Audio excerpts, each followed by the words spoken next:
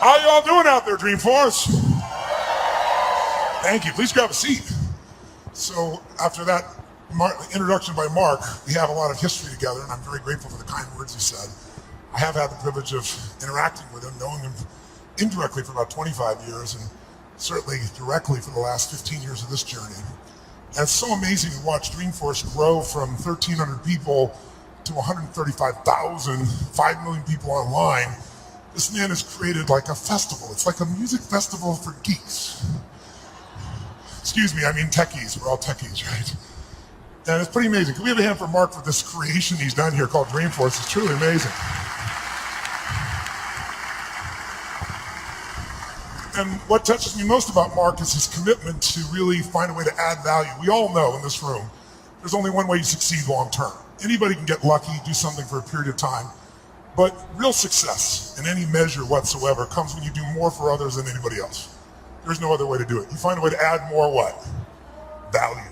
And if we find the way to add more value, we can be superior in the marketplace, but we can also be superior in our own lives. We can enjoy our lives at a different level. We have a different set of pride that isn't fake. It's not ego. Ego is when you try to make it better than it is, and you know the truth is it's not. But when you really are in a position, when you're in a position where you own what you're about, and you know what you're here to deliver, and you deliver it on a significant scale, then you have an opportunity to really experience not only success, but fulfillment.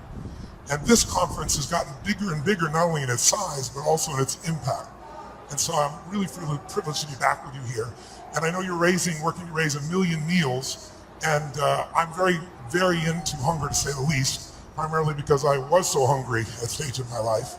And my life was completely changed because when I was 11 years old, we had no money and no food. And we got used to that, but it was Thanksgiving, which makes it more emotional. And my parents were saying and doing things that after you say them, you can never take them back. And it was very profoundly painful, obviously, for myself as the oldest and trying to keep my brother and sisters from hearing it. But it profoundly changed because that day something changed my life, and it was somebody simply coming and delivering food. And it wasn't the person wasn't giving it, it was a delivery guy. And it wasn't a happy moment for my father. It was interesting.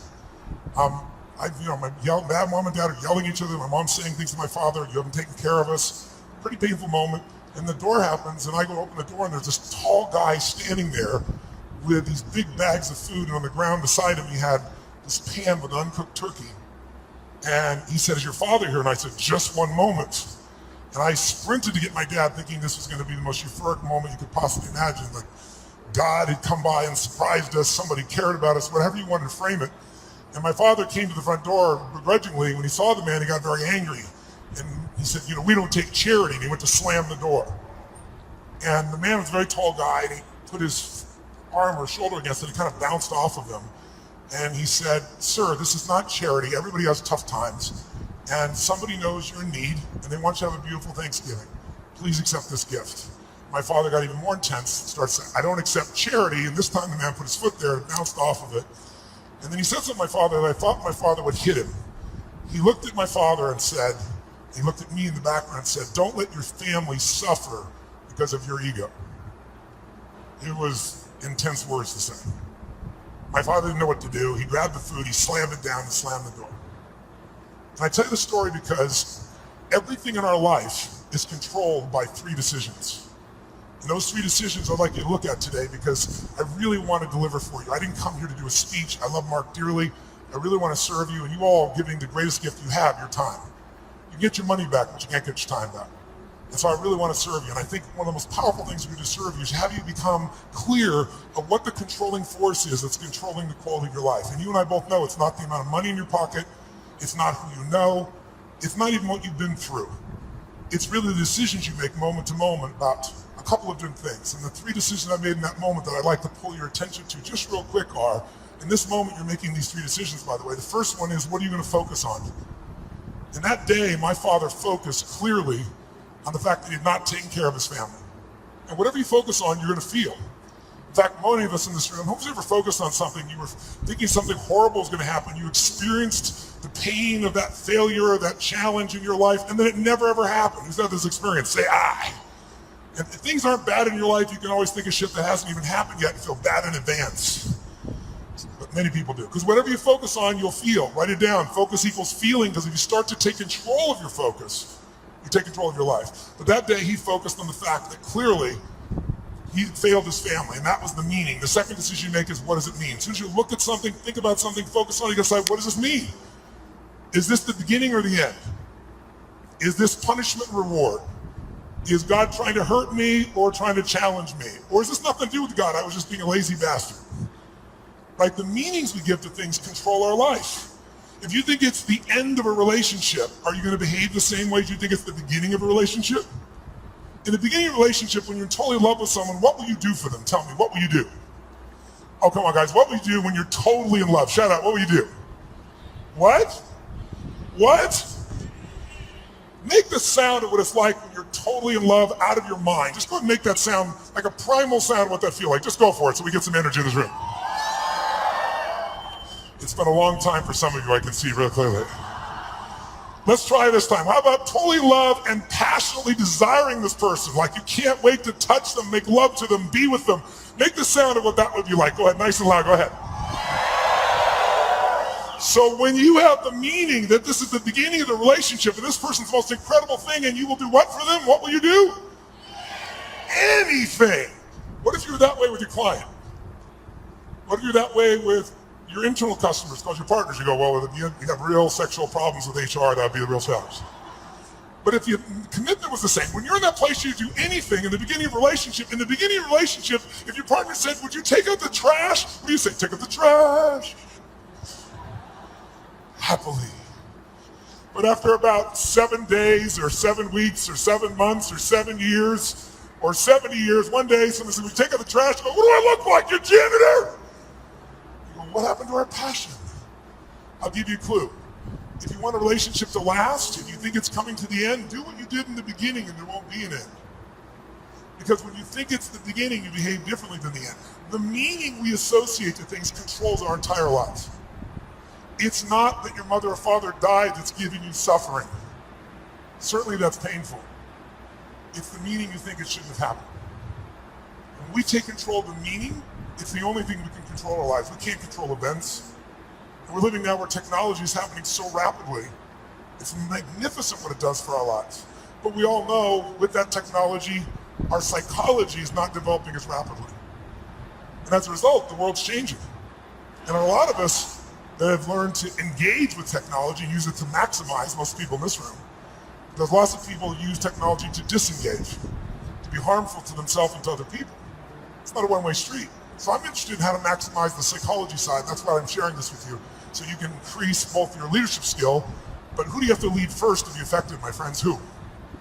Yourself. And so it's good to see what's controlling you. Well, what I'm focusing on is controlling me. You can focus on something, you make yourself crazy. You can focus on something and make yourself great. In this moment, you can be worried about Ebola, because we all know it's coming. People are freaked out all over the world. 36,000 people die a year of flu. And the whole world is focused on Ebola because the news is not designed to inform you, it is designed to startle you. Because that's how you sell things. So if you let someone else take control of your focus, your life will be in someone else's hands. So first decision is what you're going to focus. Second, meaning. My father that day focused on he had to take care of his family, and the meaning was, I know what it was because he said it out loud, that I'm worthless. And when you come up with a meaning, it produces an emotion. And if you and I want to look at the quality of our life, there's only way to define it. One way really, that's real. How do you feel every day? If every day of your life you got $1 billion and every day you feel guilty or angry, by the way, nothing worse than an angry rich man or woman, isn't there? You just want to slap them, don't you? How do you have the right to be angry? They find a way. But if you got $1 billion and you're angry and you're pissed off and you're guilty all the time, what is the quality of your life? Angry, pissed off, and guilty.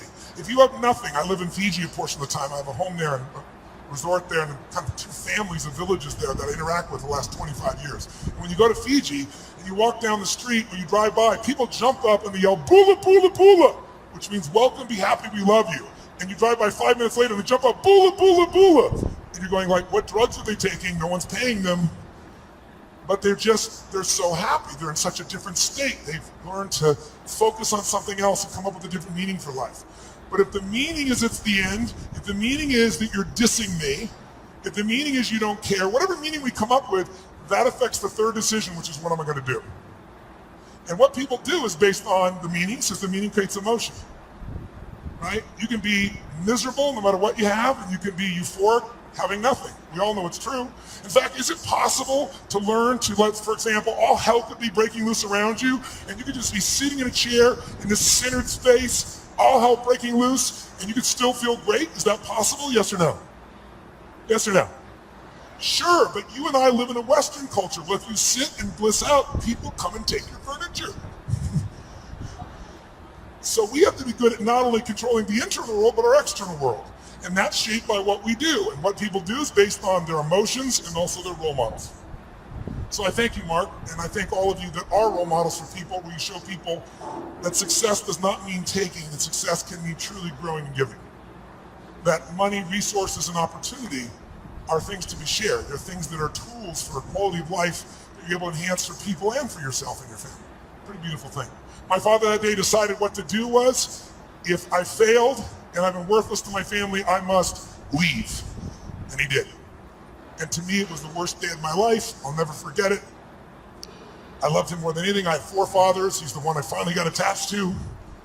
It's like, Mom, I'm confused. But then finally, years later, I got the benefit of it, because out of all those experiences and all that pain, that day I made 3 different decisions. First decision is I just decided to focus on something different than him, and that's the power we have. We get to decide what to focus on. And my decision number 1 is I want to focus on the fact there's food. What a concept. Pretty cool. But the most powerful thing that changed my life was meaning. I said, what does this mean? Because my father had always said, my mother had always said, nobody gives a shit. Nobody cares. Don't care about anybody, they don't care about you. And that day I had physical evidence. Those you bringing food, I want you to know that's not just food.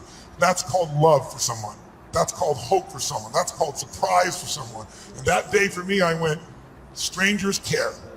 And so I started caring about strangers. And I decided someday I'm gonna do the same. So when I was 17, I fed 2 families. It was like one of the most incredible experiences of my life. I went to the grocery store, I was all excited, saved up all my money, went to the manager and said, I want to feed 2 families, this is what I'm doing, it's not for me, give me a discount. And he gave me 10%. I thought, cheap bastard. But I went out and I delivered this food, and ironically, I called this church. I asked in the barrio, a particular place, where are some families in need? They gave me 2 names.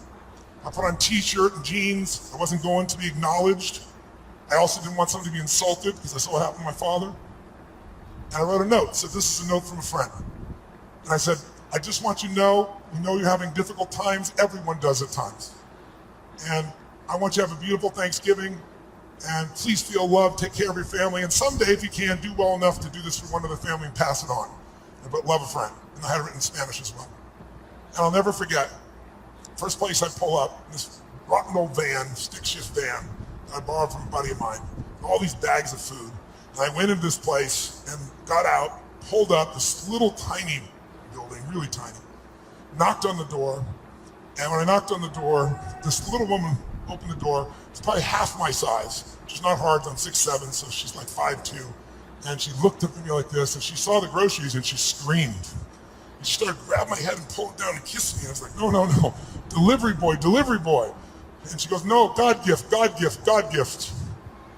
And she didn't speak English, so I handed her the note. She read the note, she crying again, started trying to kiss me again. I said, no, no, she was God gift, God gift. So I pointed, where do I put this? In this tiny little room. There's a table there, I put the food down. And I went over to get some more groceries. And when I did, 4 children come running out. And one hits my leg and wouldn't let go. And when they saw the pumpkin pie, it was over. And it was one of the most emotional experiences of my life, because first of all, this little boy just wouldn't let go. And I delivered this food, and this woman was crying and smiling. And I stayed there just to take it in for a few minutes, seeing them all. It was like going back in time. And then as I went to go leave, I couldn't speak Spanish, and she was like trying to say something in Spanish. I didn't know what to say, and it was Thanksgiving, so I said, Feliz Navidad. It's like, I heard the song, okay? And she laughed and laughed. She's crying and laughing. One of the more beautiful experiences of life, isn't it? When you can have both those experiences in your body simultaneously. And I remember I got in the van, and all the 4 kids were sitting on the bench here, and she's standing there waving, and I pulled and go in reverse, and I looked in the mirror, and as I looked in the mirror, I saw these kids there and I saw mom crying and smiling still, and then I lost it. I started crying uncontrollably. And I'm like trying to put the thing in gear, the tears come through my eyes, and I thought to myself, what? I mean, this is a beautiful thing. Why am I crying? And then I realized what a gift that day was. I realized that my worst day of my life was my best day. And my goal for you, if you don't already have it, my guess is you've already done it, knowing where you are in your world today, but maybe your second worst day, it's time to make a best day. Because out of every tragedy, out of every pain, it only gets healed when we find a deeper meaning. When we find there's a higher purpose in it. And I realized I wouldn't have been there that day. I wouldn't have that hunger to help somebody else if I hadn't had the hunger in my own soul at one point missing.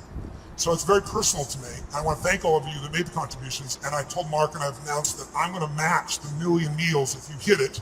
And I'm sure as hell expecting that you will. And so we'll get 2 million. And when I told that, then Mark said, I'll match that. Lead to nights like this, lead to love like ours, you like the sun. So Mark's matched it. So if you do the 1 million, we're going to do 3 million here. So that's the way to play the game, I think. Just raise the game together. And so I'm excited about what that possibility is. And I'm personally also November 18th, I'm going to feed 50 million people. I've fed 42 million in my life. And the reason I tell you this, and I'll get off the soapbox, but I want you to just think about what's going to create meaning for you. Because money by itself won't do it. But impact will. And impact can be with your own child, spending more time with it. It doesn't have to be anything to do with contribution any other way. You can contribute to your own family. But contribution is what makes us feel fully alive. And I'm doing that because, I don't know if you're aware of it, but a year ago, last summer, Congress cut the budget for what was traditionally called food stamps by $8.7 billion. By the way, $8.7 billion is the equivalent of every family we support going without food for 1 week a month for 12 months out of the year. And all the nonprofits are trying to support that. So I'm partnering with Feeding America. And I started writing this book, and I thought, I'm going to donate all the profits of the book. I'll feed 10 million people. And then I was like, that's not enough. And I thought, well, I'll get matching donations. I'll raise the bar, I'll get 20 million. And as time has gone by, I finally decided I'm going to do 50 million myself, and I'm looking to raise 100 million, and that's in addition to the 1 million I'm doing here. That's not part of it. So if you want help, you're welcome to. And Feeding America is my partner, and we're working for matching funds to get to 100 million people. I'm already at 67 million just with some friends of mine before we even launch it. But it's a goal, and it's why do we do it? I don't actually do it because it's heavy or something else. I do it because you can. Do it because it's fun. Do it because research shows when it comes to money, buying things will never make you happy. Never. Doesn't mean you shouldn't have some nice things. That's some nice things, I'm sure you do too. But it's not going to give you happiness. Buying experiences can make you happy, by the way. When people say money doesn't matter, they don't know where to shop. Because there's some experiences you can buy that are extraordinary. Who's got some experiences, some trips, some things you've done with family or friends that will live with you for years? Who knows what I'm talking about here, right? Those things, that money can be a really valuable tool there. You can find enough add value and have money and do those experiences, how cool. I'll tell you what else money research shows will do. People always say money doesn't matter once you get to a certain level. No, it matters if you can spend $5 a month and have more emotional juice, and it can be measured all the way down into your saliva by hormonal changes. You want to use money, not let money use you. So another thing it'll do it is getting rid of drudgeries. Who here loves to pay for shit you don't want to do? Right? Cleaning the toilet, who likes to have someone else be able to do that if at all possible, right? Because once you do that, those drudgeries are gone. What do you get to do? You have time, and with time, you can spend more time with your passions, the things that matter for you that you can do in the world, that share in the world. And the third thing that gives people the most enjoyment out of money, just so you know, is actually giving it away. And nobody believes that until you do it. Now, if you don't give a dime out of a dollar, you're not going to give 100 million out of a billion ever. Don't kid yourself. It's the place to start wherever we are. And if you do, I think you can find there's enormous enjoyment in that process. And I think you will also find that if there's somebody you love, you do something for it even more. So that's why I'm here. And I want to now make sure in the time that you're here, let's kick this in gear and let's talk about 3 things that can truly change the quality of your life. Number 1, first of all, if you make new decisions about to focus on, try this just for a moment. Just for a second, take a deep breath in. Exhale and give it a moan. That was really pathetic. Let's try that again. Deep breath in, then make it a sexual moan and thoroughly enjoy it. Oh, that was much longer and deeper. I like that. That was good. One more time. Use deep breath in and give it a moan. Now, one of the things that I want to talk to you about here tonight, this afternoon, is really simple. And that is, everyone here is in business, and there's a problem that all businesses have. We're in the most competitive environment we've ever been in.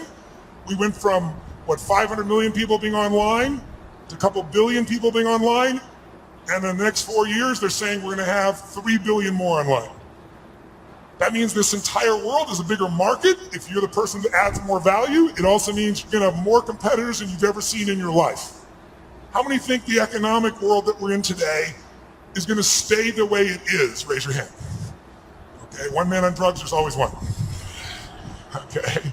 How many think that the economic environment is going to go through seasons? We're going to have some more ups and downs as we adjust to what's happening in the world here. Say aye. Well, then if we know that, our goal, you and I as leaders, should be to anticipate that. In fact, everyone in this room is a leader of something, whether you're the leader of the company or whether you're a leader of a department, or whether you're a parent or hopefully you're a leader, not a follower. If you're a leader, you've got to exercise that skill. And so I want to talk to you about that and one of the most important skills of that. But most people don't exercise that leadership because they're dropping behind in their skill sets. And I'll give you an example of what I mean. How many of you in this room, I want an honest answer. I'd like you to yell the answer, raise your hand if you would, please. How many of you in this room have ever experienced the absolute total humiliation of playing a video game against a child? Scream aye if you've done this experience. Oh, come on, let me hear you. What happens when you play the child? Who always wins? Come on, who wins? Always. Why? Is it because they're faster? Is it they're smarter? They're younger? Their neurons are functioning at a quicker tempo? Here's how it usually works. You're a mother or father, you're an uncle or an aunt, your grandfather or grandmother, you're a friend of the family, you're looking for a gift. We live in a tech world, in a world where today children play with an iPad and learn how to use it before they know how to tie their shoes. How different is that world? I was with Mark yesterday with his daughter for her six-year-old birthday, and we're talking about things. She's got these Legos, and a friend of ours says, "Oh, my 6-year-old goes on the iPad, searches on YouTube for videos on how to build cool stuff using Legos, and starts to study how to build all these structures." That's the world we're in that our kids are in at 6 years old. Imagine what else they're searching for and finding at 6 years old. It's a wild, wild world. So here we are with this technology, and most of us are not seeing what it's doing for us. So you sit down with this child who's high tech, you're not. Even the techies in this room aren't usually as gamers. I know there are plenty of gamers in the room, but there's plenty of not. And what does the child do? The child says, "Oh, come on. Well, look, I'm not good at this. This is for you. Come on, uncle. Come on, auntie. Come on, mom. Come on, dad. It's my birthday. It's Christmas." They use the guilt approach, don't they? And what do you find? You finally break down. Okay. Now you should know you're being set up when they go, "You go first." Right? And they go, "Look, it's really simple. You just shoot. You just shoot these guys, and it all drops down." And you think, "Okay, I'm gonna show this little bastard I can do a thing or two here, right?" Take out the gun, you shoot, and you're dead in 2.3 seconds. Whose experience is say aye? Now what happens to the child? And about 45 minutes later, you get your second turn. Am I right? And then you're really pissed. You're dedicated. You're devoted. You're focused. You're going to take this thing out. You last 4 seconds and you're dead. Out of the side of the head. The kid. 45 minutes again. Who's had this experience? Say aye. Why does the child always win? Is it because they're faster? Is it because they're smarter? Is it because they're stronger? No. It's because they played this game before. As a result, they have the secret to success. They know the road ahead. If you know the road ahead, you have an incredible power called anticipation. Anticipation is the ultimate advantage. See, leaders anticipate, losers react.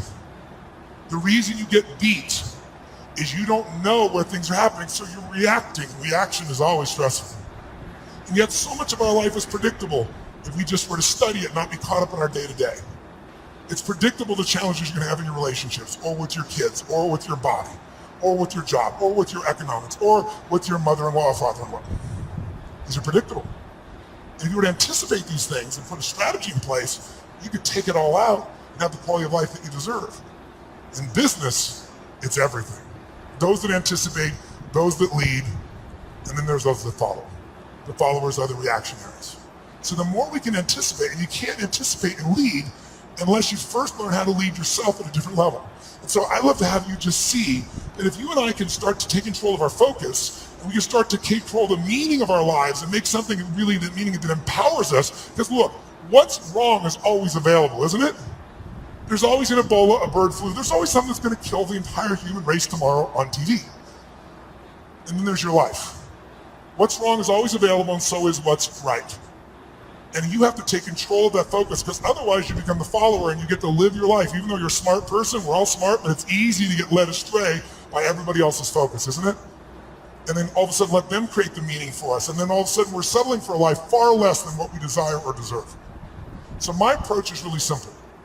My approach is to say, let's, you and I, just for a few little time we have here, by the way, this to me is a little time, a couple hours, 2.5 hours, I guess, at this stage. Because kind of the minimum length of seminar I do is 50 hours, 50. And you go, are you kidding me? I don't like to hear myself talk. I like to see people do things so often they build muscle, not just thoughts.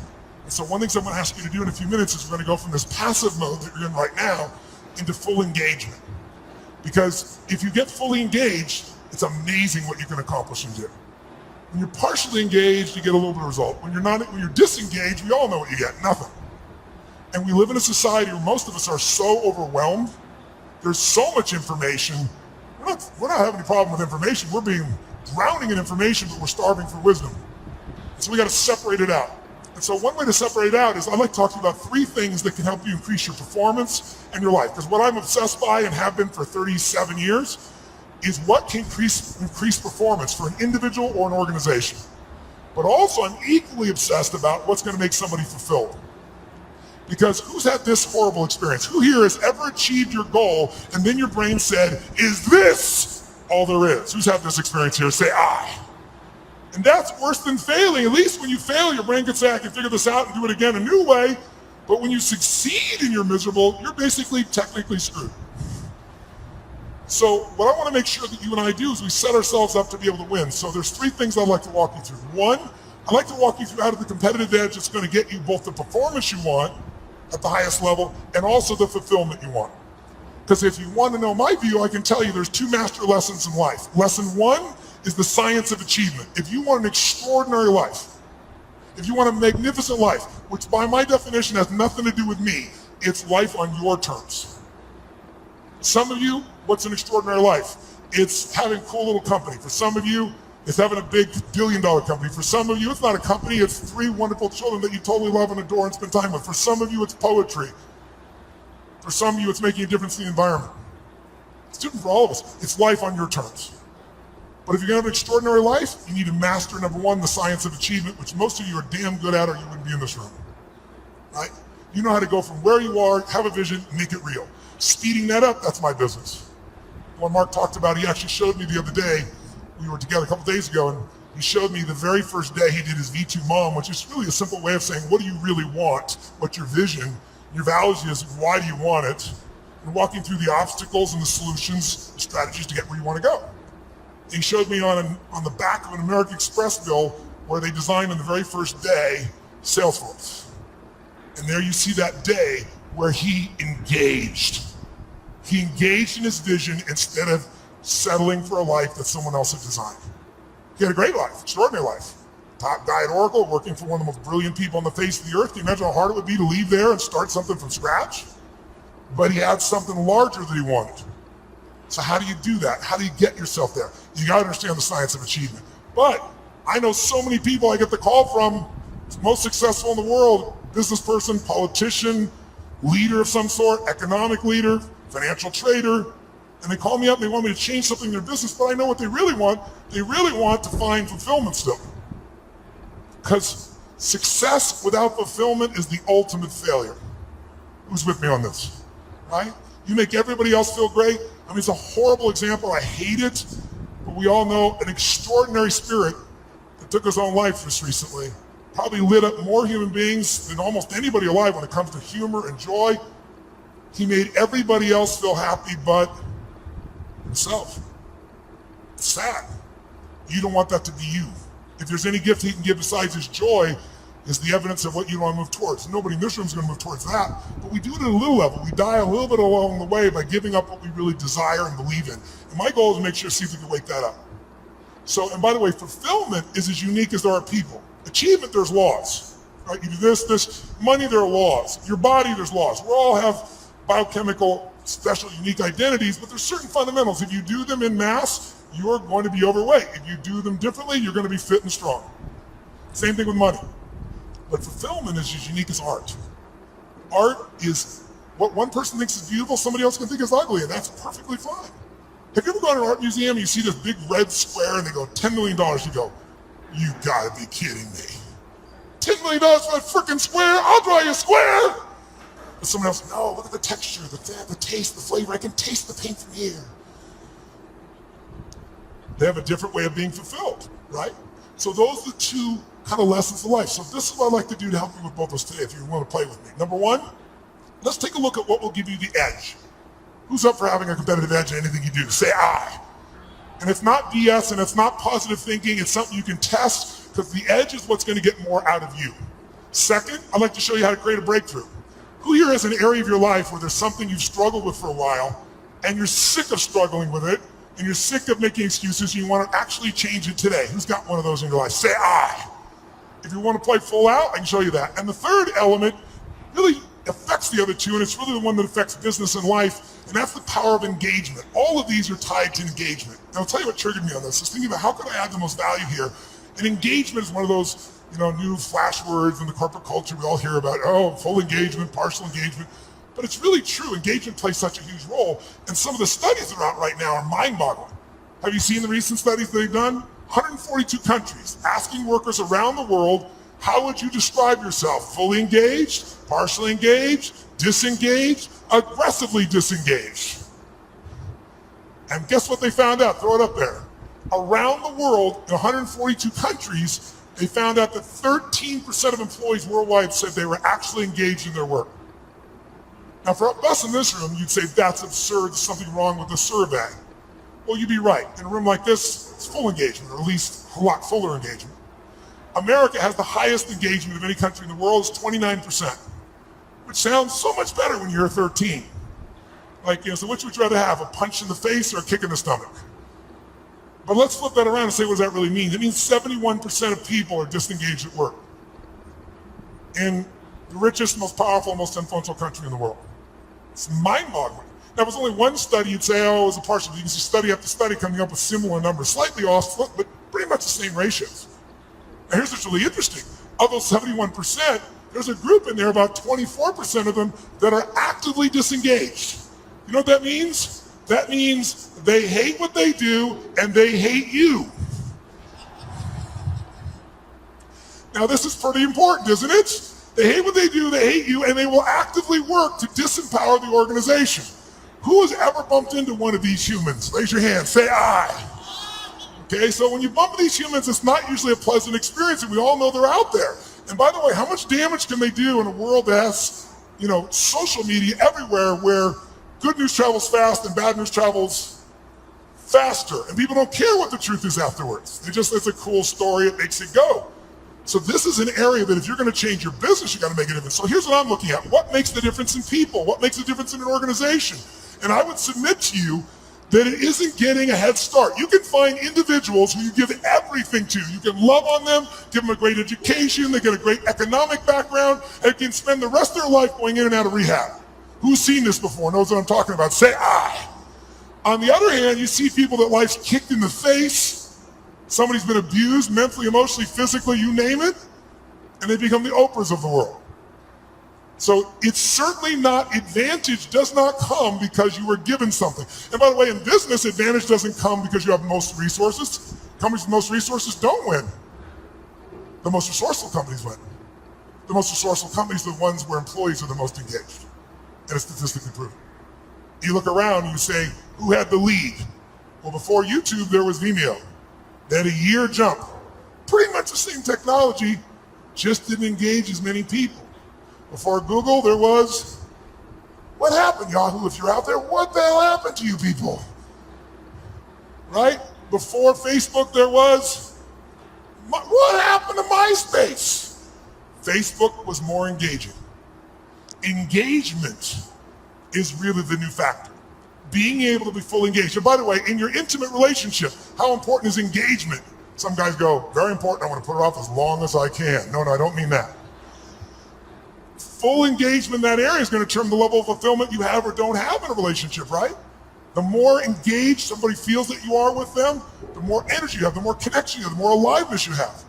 So part of what I'd like to kind of like experiment with here is kind of discover what creates engagement for real with you, what creates disengagement, because these are huge factors. Because if you understand what they are, your level of performance, your level of results, your level of leadership, your level of joy will change very, very radically. Who's with me that engagement is not just a term, it's something to make a difference in your body? Let me see a show of hands, say I. Now, I'm asking for your hand raised for some engagement. Because here's what research shows. If you listen to me passively as I'm talking here, guess what? Within a month, you just listen, sit passively. Most of you are doing it, there's nothing wrong with it, it's what you've been doing your whole life, what you've been taught to do. You'll remember about 10% of what I say 2 months from now, which basically means you wasted your time today and I wasted mine. 10%. How many came here because you want to learn something, do something, change something, make something stronger or better? Say I. If that's true, then if all you do is take notes, which I don't see anyone barely doing, thank you very much, a few of them. I stand corrected. Then nudge the people on either side. What's wrong with you, bitch? Come on, where's the notes? Right? Because I don't know anybody who's got that great a memory. In my entire life, I've kept journals. Because here's what I learned early on. Writing it down, if I never look back and read it again, the physical act of writing it down drives the groove deeper. Repetition is the mother of skill. You look at anyone who's masterful, why are they masterful? Why can LeBron James do what he can do? Because he's done it a few million times, right? You know, Kobe will go out and make 300 shots before he will leave that floor every day. 300 shots. The same freaking activity. Most people in tech world, I heard that story, I know that thing, oh yeah.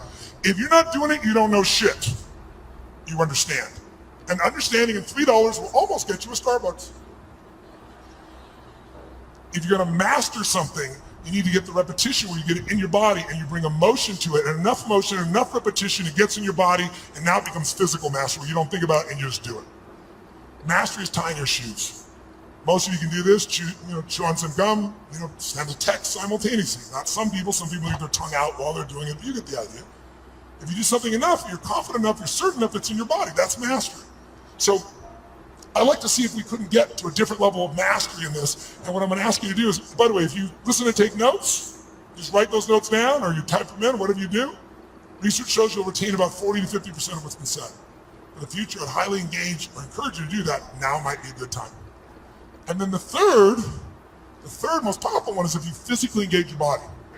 If you ask you a question, yell back the answer. Or in a few minutes, I'm going to ask you to actively engage in a different level, engage with each other, do some crazy things you wouldn't normally do. What that does, it brings up engagement, 80, 90% retention, because now it's not just a thought or a right, it's a feeling in your body as well. And if you do that, you're going to retain it. Who's up for doing more and holding on to more? Say I. Then to do that, I'm going to ask a couple things. One is if I ask you a question, please yell out the answer. You're already doing it. You're being very kind, but don't be kind anymore. Do it with more passion and intensity. Because I'm not going to ask you questions you don't know the answer to because I want you to feel good about yourself. But if you yell out the answer, you'll activate your body's nervous system. Make sense? And the more you activate, the more energy you'll have. We live in a passive society, and if we're going to engage, by the way, the companies that engage, the companies that have records of 24 to top 25% in the country, highest levels of engagement of employees, companies like Google, companies like Salesforce, companies like Apple, companies like Facebook. And by the way, guess what all the research shows? 22% more profitability, almost one for one. For every percentage of increased engagement, you almost get an increase in profitability. But I would argue you get that in your personal life as well. The more engaged you are, the more the other person will become engaged. You want to get somebody engaged? You get engaged. Think about it. Everyone in this room is a leader. What's our job to do as a leader? Our job is maximize resources. Right? How do we take whatever resource and get more out of it? Ourselves, other people, our economics, our business, our technology. That's the job of a leader. But you can't maximize resources if you don't have full engagement. So I'd like to see if we could increase that. And so one simple way of doing that, increasing that engagement, is to start with us. Because by the way, are you going to engage other people if you're not engaged? Yes or no? Yes or no? Are you going to be able to touch other people if you're not touched? Are you going to move other people if you're not moved? And so, by the way, here's the problem. How many of you wake up, you have certain days you wake up and you think to yourself, today, I don't want to talk to any people. Who in this room has days like this where you don't want to talk to anybody here? Say I. Oh, come on, say it with some energy, I. But as a professional, you got to do that most times. And if you fake it, do people feel it? So I want to show you some ways to change it. But here's the reward of engagement. If you can become a person, engage others, you will now become an extraordinary leader, not a mediocre or good one. As far as I'm concerned, good is the enemy of great. As corny as it sounds. So think about it. I'll give you an example of this book that I did. I did this book because back in 2008, I felt like I was back in my childhood. Everybody around me was suffering. And I hate suffering. Most of the skills I developed is because I want to take somebody else suffering and take them to a place where they have joy and aliveness and health and vitality and abundance or whatever I can do to help. And so I've got the guy that cuts my hair, my barber is like, his kid can't go to college. He's lost half of what he's got to do. A billionaire client of mine is no longer a billionaire. He's feeling equally bad, he thinks, but suffering is suffering in somebody's mind, right? And so I thought to myself, something's got to be done. And then like most of us, somebody's going to do something. In 2010, when things actually got worse and the system wasn't changed, I started reading everything I could read, started watching everything I could watch, and I watched a documentary called Inside Job. Anybody here see Inside Job? If you didn't see it, Matt Damon did the documentary on it, and it won the Academy Award. And it actually walked through systematically and showed how the entire world economic experience, our entire economy as a world, was almost destroyed by a few people, and they identified who they were, how they did it, they documented it all, and then they showed what happened to them. And what happened to them, does anybody know? No, not nothing. Nothing would have been a reward compared to what they should have got. They were actually put in charge of the turnaround. And they were given your money and mine. We were taxed so they could put their money back where it belonged. So at the end of this film, depending upon your personality, if you haven't seen it, I should warn you, you'll have one or two reactions. You'll either be very depressed or very pissed. I was on the pissed side. I was so angry, and I thought to myself, nothing's been done. This is insane. And something's got to be done. I thought, everybody says something can be done, but what can I do? And I thought, you know what? I've got access. For 21 years, most people think I'm a happy, bouncing around, positive thinking, winning guy on an infomercial from 20 years ago, but I have continued to grow. Not taller, hopefully. But in all that time, for 21 years, I've coached Paul Tudor Jones, who's one of the top 10 financial traders in the history of the world. He's a man who's made more money than almost anyone on earth, along with George Soros and a few other names you may know. But Paul's really unique in that Paul found himself in a position that in 1987, when the stock market crashed, the largest percentage in a day still to this day, he made 20% when the whole world was losing everything. He made 200% that year for his clients. Just unbelievable. And then it was like the guy that walked on the moon. What do you do if you walk on the moon? You see that, you look at that incredible view of the earth. It's you seeing it, it's not a photograph. You come back to the earth, you shake the president's hand, you have a ticker tape parade. Now what do? And a lot of those astronauts, if you know the story, actually became depressed because they didn't have what I call a compelling future, something to look forward to. So Paul had a little fall back, and I was called in to turn him around. Came in and started studying everybody around him, figured out what it took to do it, and built a strategy to put him back in state. He's been successful and made money every year for 21 straight years. Every single year. There's no one in this class that's done that. No one. Pretty amazing. I was with him to give example. We were together, and back, if you remember, in the tech bubble of 2000, it blew up. Paul made money. Right by him, side by side, every single day. He's emailing me every single day. I'm talking in some ways, communicating, or I'm going to see him every 3 or 4 months to be there in person, make sure we keep tweaking the system. I'm not there to be a positive thinking coach. You didn't need that crap. I'm a prepare for anything coach. How do we figure out the strategy? I've always been a strategist. I've never believed in positive thinking. I never told people you should go to your gym or go to your garden, better yet, and chant, there's no weeds, there's no weeds, there's no weeds, there's no weeds. I'm like, here's the weed, let's pull it out. That's what I do with him. 21 years. 21 years includes 9/11. When the whole markets are blowing up, making money. 21 years includes everything we saw in the subprime crisis, making money.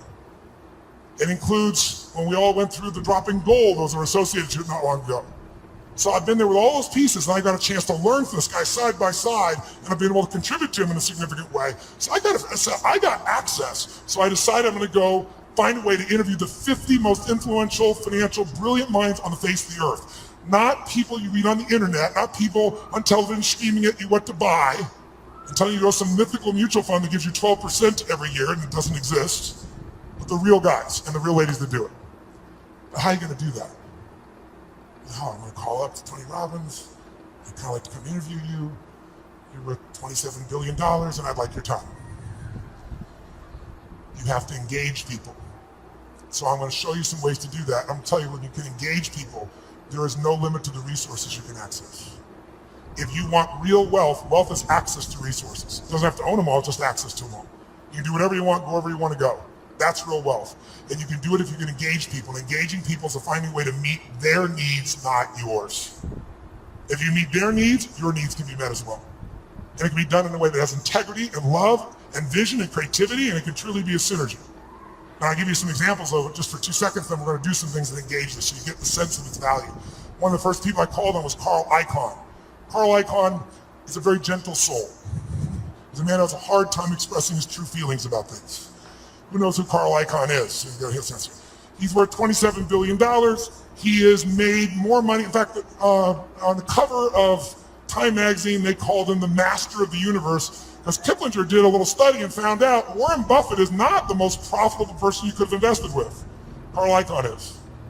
In the last 14 years, you would have made 1,600% with Carl Icahn. 75% overall in the S&P with the ups and downs. Right? Net, I'm talking about after inflation. If you had invested with him in 1968 in his company, you'd have an average return of 31% for all these decades, doubling your money every 2.6 years. If you're with Warren Buffett, you get a mere 20%. This is an amazing guy. He agrees to the interview. I use every tool I got. I get there, and the first thing he does is he throws out my camera crew. Nope, I don't want this camera crew. I don't want this. I don't want the lights. I don't want this. Like, well, dude, you agreed. I don't care. I changed my mind. Get him the hell out of here. I'm master of the freaking universe. Don't you understand? So I said, okay, no problem. Let's do the audio. My audio team goes, no audio. I said, what am I supposed to do? He goes, you got a pen? Come on, you got 10 minutes. 10 minutes? All my interviews are supposed to be 45 minutes. The average one went 3 hours. How? Engagement. I figured out how to engage these people, and I found something inside of them that really wanted to give. Not to me, they got what the mission was to other people. And I got them telling me things that nobody tells me. Jack Bogle, been in the business 63 years, showed up for 45 minutes, 4 hours later left his office. And afterwards he wrote a quote for it, and he said it was the most probing, most intense interview you had in 63 years. Provocative and probing is what he said. Now that says to me a pretty cool thing. That means I engaged him better than anyone in 63 years who got those answers, according to him, not according to me. Pretty cool. I went to a guy named Ray Dalio. How many know who Ray Dalio is in this room? Look how few people know Ray Dalio. Ray Dalio has been called the Da Vinci of investing. He's been called the Steve Jobs of investing. But most of you never hear of him because you couldn't access him in a million years. But if you're president of the United States, if you're head of the Fed, if you run China, you know who he is. And I'll tell you why. To work with Ray, first of all, for the last 23 years, he's made 21% per year compounded before fees. Through all those environments. Unbelievable. But here's all it takes to work with Ray. You need a $5 billion net worth, and $100 million is the initial investment, and that was 10 years ago, and now he won't take your money no matter how rich you are. You're talking to him, and he gets a phone call. It's the Prime Minister of China who wants some coaching. A large hedge fund might be $15 billion. Ray's $160 billion. I got hold of Ray. Part of what happened with Ray was he'd been a fan of mine, it turned out, for about 20 years. But what I did, I spent 15 hours to be ready to engage him. 15 hours of total immersion so I could pitch and catch with him. So I didn't just talk, I could do it back. He wouldn't just throw the ball, I could throw it back to him. And guess what? At the end, he has built something over the years called his all-weather fund, which is designed to make money no matter what market you're in. You don't have to know the markets. He said, what if I die? Someday I will. How will my kids have money? How will my philanthropic areas have money? Here's what I'm going to do. I'm going to figure out why a balanced portfolio doesn't work in 2008 or 2000. And everything we've been taught about finance is wrong. And the Da Vinci of investing figured it out and has done it for himself for a decade and a half, and he tested it back to 1925, and it just makes money in any environment. So now his clients get to do it. Not the 1%, not the 0.0, the 0.001%. So I'm sitting down with Ray, and I get him to explain how it works, and at the end, We're engaged 3 hours into it. He tells me how this works. And I said, this is beautiful, but I'm doing this. So I'm not doing this for money. I'm giving all the money away. I want people to have answers. And you just got done saying the average person going to the wealth manager will never work. They can't possibly do it. They might be sincere. They might even put their money in the same place they put you. But how many gold medals have they won, he said? Those are the only people that win. There's only a few. It's a giant poker game with a few winners. So you just said they're not going to win with anybody else. So I said, this is worthless without knowing the exact recipe. How much in this, how much in that, how much in this percentage, whether I got $1,000 or 20 million, 200 million. I was, Tony, that's my secret sauce.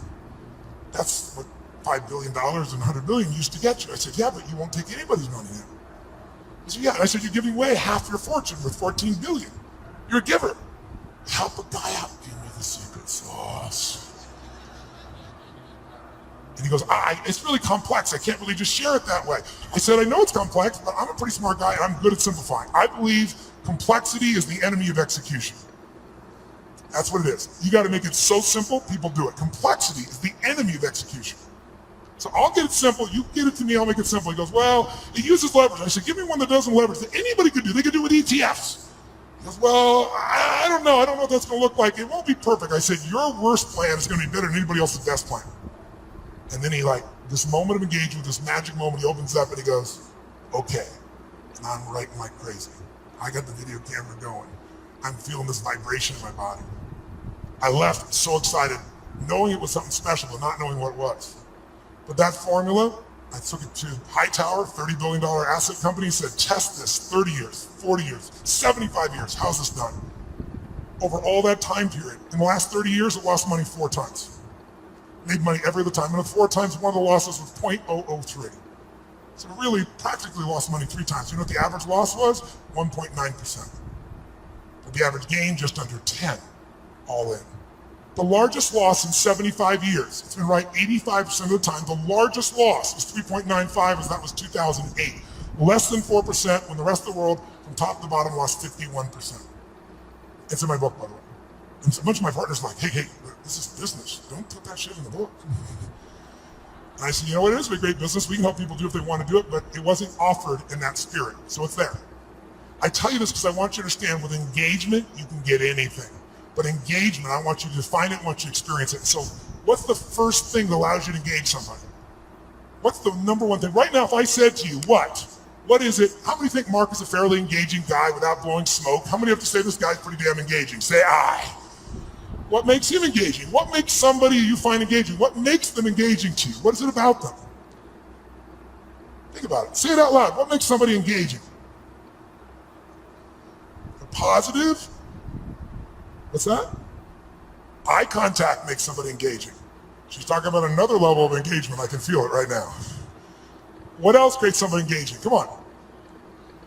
Smile. What else makes them engaging? Energy. Passion. Talking the truth instead of what you want to hear. Who loves someone who will tell you the damn truth in the world? The world, not even reality television is freaking real anymore, right? Raw and real may not sound good, but it sure feels good because you know it's there. Sincerity. When you feel like somebody, how about caring? When you feel like somebody truly cares about you, does that make you engage more? Right? What makes something disengaging to you? What makes you disengage with someone? Lying? When you can't trust them? Arrogance? When they try to control you? What disengages you? When they come up to hit on you and they're not even committed, you're like the 12th person and you can feel it. When they're insincere, it disengages you. What's that? When the communication or the relationship is one-sided, totally disengages you, doesn't it? Inauthenticity. Whereas authentic does engage you, doesn't it? Right? Oh, what's that? Yes, when they're on their phone talking to you while they're also doing something else. How many love this experience? And yet we've made it culturally okay, depending upon what generation you're in. Depends on how your mindset is and where you live in the world, I guess, to some extent. But all the things you said are true. When you feel that someone cares about you, is interested in you, is sincere with you, shares the same interests, is trying to accomplish something, if there's that caring, sincerity, mission, passion, is passion something engages you, yes or no? And then disengagement's the opposite. But all of them start with one thing that I want to do right now so we can shift this gear, because you've been sitting way too long and so quietly. You've been so nice. But this passive learning has got to end now. I just did it so it wouldn't feel jolting when we began. Now we can step into the real game. And here's how I want to do that. First of all, energy. Energy is the base. How many agree energy is engaging? Say I. If you want to change something in your life and you are what I call energy poor, low energy, are you going to follow through? Yes or no? You love your husband or wife, but you're exhausted. Love you, okay. There is no passion. There is no intimacy without energy. Am I right? You're not going to go to build a business without energy. You see this crazy man, he's filled with energy, day and night and day. It's Richard Branson. How much energy does that man have? He's insane in his energy. Anybody I've ever met who really has this compelling ability to engage with people, it's energy. But are they born with it? Some maybe, most not. Because I've interviewed them, I've seen them. And I also see some of them like Richard. Richard is a ball of fire of energy, and then he's not. He's actually a very internal guy in many ways. He's external when he wants to go do something. He's crazy and willing to risk his life, not in business. In business, he goes, okay, I'm going to take Virgin and make Virgin Airways, so how can I lose? Oh, I'm going to make a deal with Boeing that if they fail, I get to give them the jets back. That's how he thinks. In his life, let me go in the middle of a balloon in the middle of the sky and hope shit happens. The point is, engaging people have that kind of energy. It doesn't matter who they are, where they are, they have that kind of experience. So what you and I got to do is we got to tap that out. So how many of you have had times when you were in the flow, where energy was going through you, like you didn't have to think about it, the right thing was said, the right thing came out of you? Who's been in this place before? Say I. Oh, come on, say I.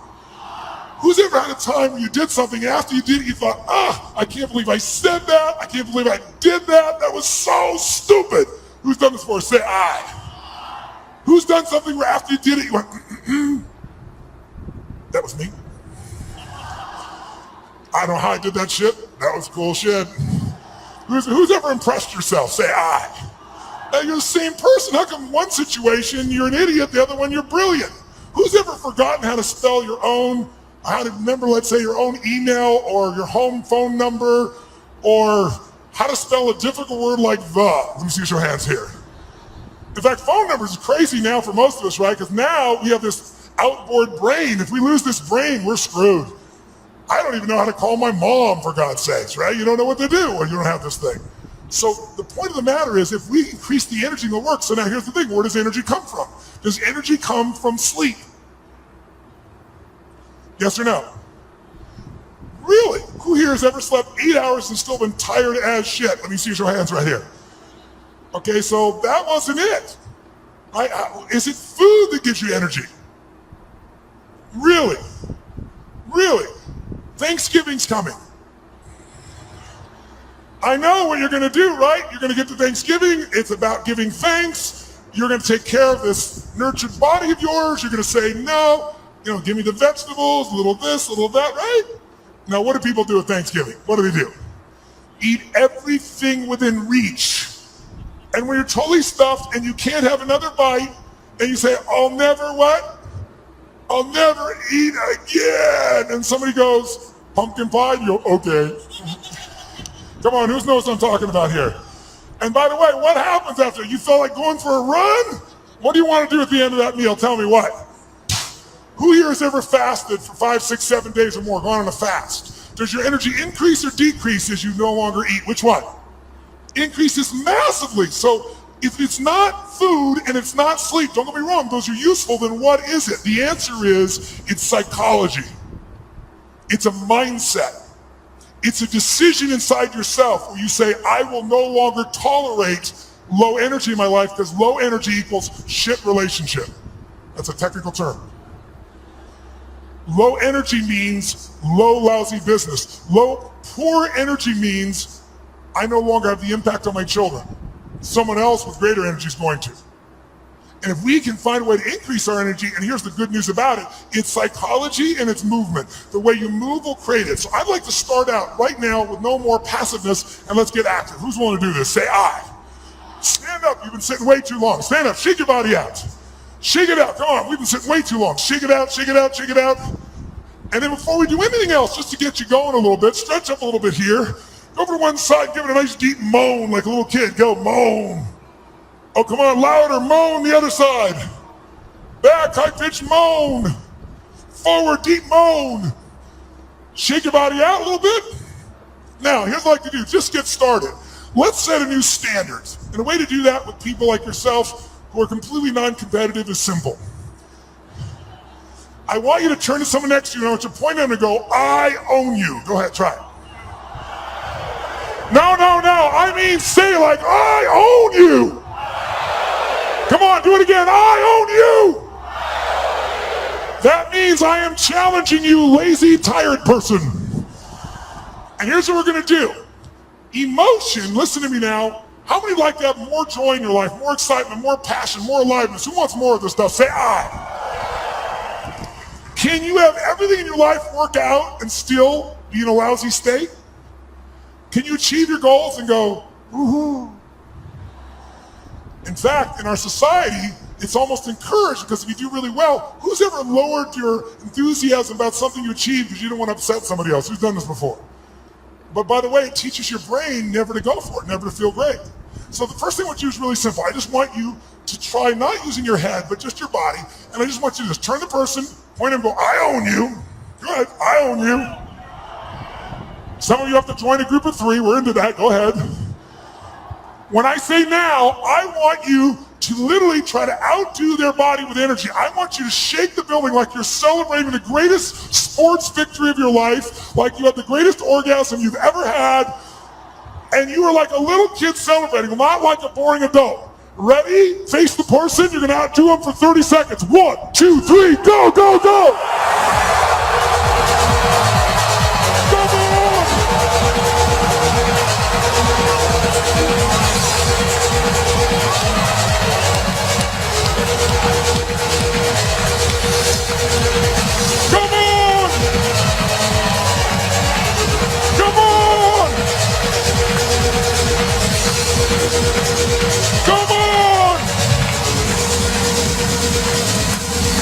Oh, yes.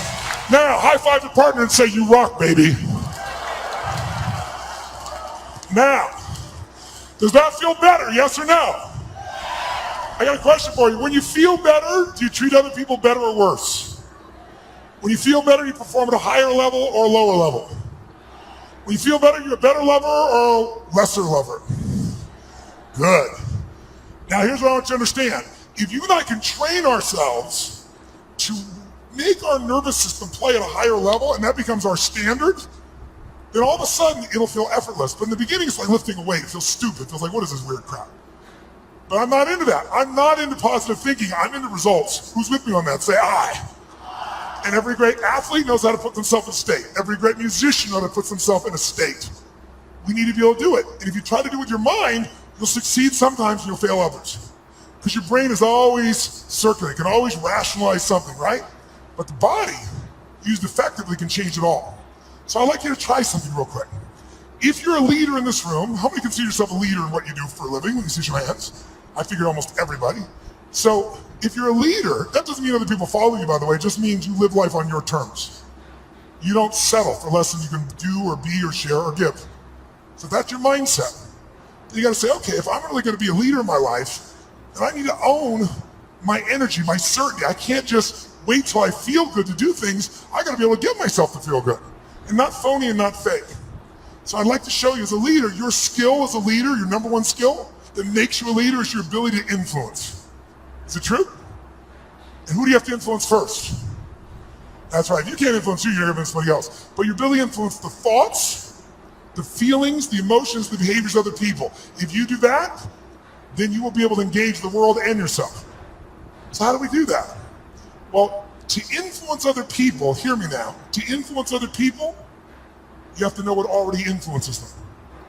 If you try to get your kid to clean their room the way it would work for you, I promise you it probably doesn't work that way for them.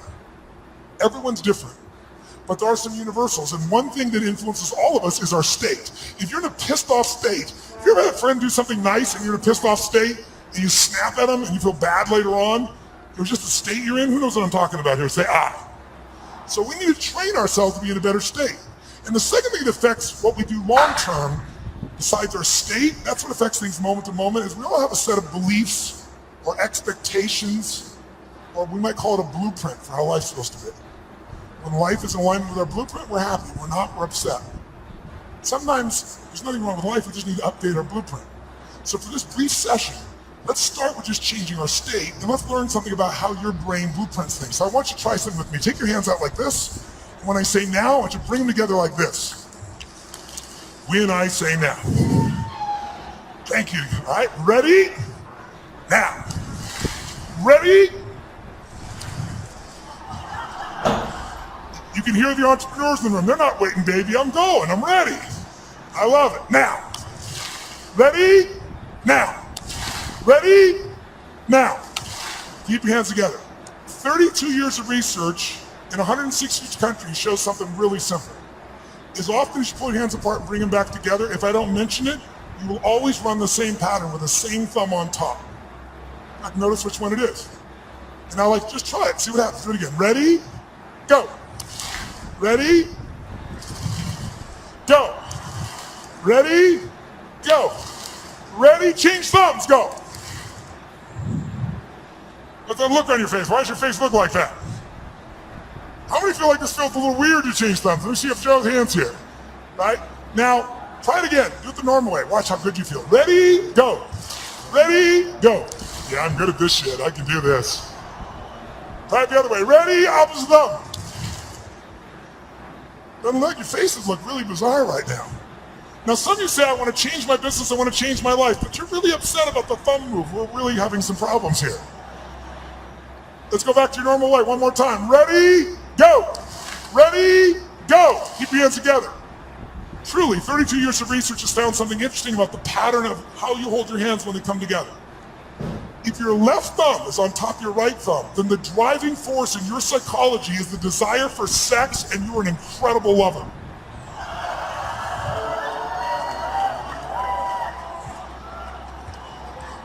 I saw that man change thumbs. I saw you change thumbs. Look at him try to show the one. Oh. However, if your right thumb is on top of your left thumb, then the driving force in your psychology is intelligence, and you will be absolutely financially free in your lifetime. Look at this poor bastard. He's having a thumb fight. Do I want the sex or the money? The sex or the money? If your thumbs just came together and you didn't cross, it means you think you're smart, sexy, and rich, but you will never be any of the three. I'm very sorry for you. This has nothing to do with anything. We're just engaging your body. So shake your body out. Shake it out. And here's what we're going to do right now. We're going to go engage each other. How many believe that engagement makes a difference in the quality of your life? How many buy that? Say aye. How many think engagement makes a difference in how happy you are? Say aye. If you think engagement will affect your business, say aye. So then why don't you engage? The answer is you do. The question is what level? Right? We all engage. Do you engage at a low level, a deep level? Do you engage the mind? Do you engage your own mind and heart? Other people's mind and heart, or just their head? The people that engage the mind and heart, they have some extraordinary capacity. In fact, I'm going to show you something in a few minutes that I think you'll find very useful. But before we do it, let's just see the ways we can change our engagement. Most of us do this unconsciously. I want you to become aware of how you change your state of engagement. So when I say now, I'm going to ask you to walk around this room and introduce yourself to as many people as you can. I start most seminars this way because I want people to see something inside themselves they don't notice usually. And that is when you go to introduce yourself, though, I want you to do it at a very specific level of engagement.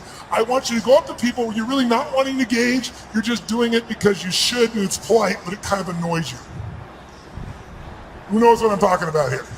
So when you walk up to them, I want you to literally walk up to them like you're doing this because you have to, but you really are annoyed by this. Like, this is a stupid exercise. Why should we have to do this shit this guy Robbins is saying? Why do I have to shake your hand? You don't say that. You just think, what do you do when you're a little annoyed with your face? What do you do with your body when you're a little annoyed or a little frustrated or it's a waste of your time? What happens around your eyes? How do you walk to somebody when it's a waste of your time? How do you shake their hand? I want you to notice specifically while you do this, two things. One, how does it feel to be greeted that way? That'll be obvious. But more importantly, what do you have to do to lower your engagement to this level with your body? Because if you become aware of your body, you can change your engagement that fast. I want you to see if I'm annoyed, a little frustrated, and I want you to play like a kid, like you're really doing it. If you like to go, oh, hey, let's do this stupid exercise, you'll get nothing out of it. Really put yourself like, I have to shake your hand, I don't want, hi. And just notice, what do you do with your face? What happens to the tension? Your face, your breath, your neck, your shoulders, your hands, your voice. I want you to get to as many people as you can over a minute and a half. Ready? Introduce to as many people, and it's a waste of your time. In fact, let me show you what it looks like before you do it so you're clear. Sir, you, come here. Come here. What's your name? What? Lewis? Get out of here. Give him a hand, it's Lewis, ladies and gentlemen. It's Lewis.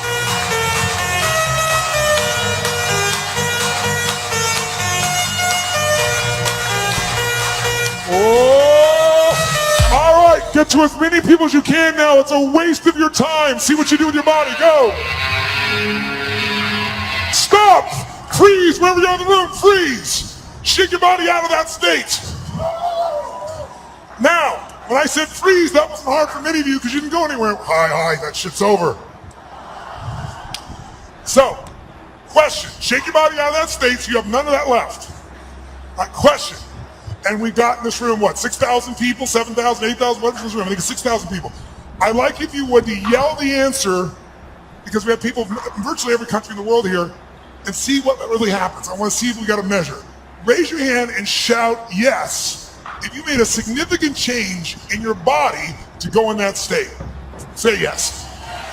Great. Did you change the muscles in your face, yes or no? Yes or no? Did you change the way you moved, yes or no? Did you talk louder or quieter? Which one? Did you talk faster or slower? Which one?